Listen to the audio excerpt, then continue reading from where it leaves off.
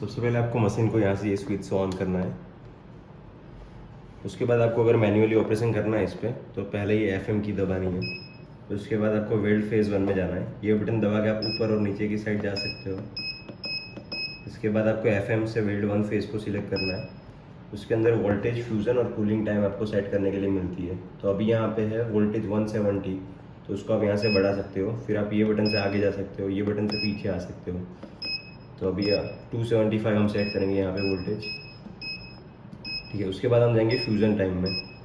Fusion time में यहाँ पे 487 सेकंड सेट हुई है, तो उसको हम कम ज़्यादा करने के लिए ये बटन दबाएंगे।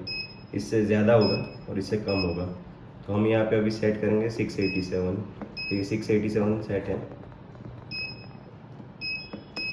फिर हम आगे बढ़ेंगे कूलिंग टाइम की ओर। कूलिंग टाइम अभी 13 मिनट का सेट है, तो अभी हम इसको 15 मिनट का सेट कर देंगे।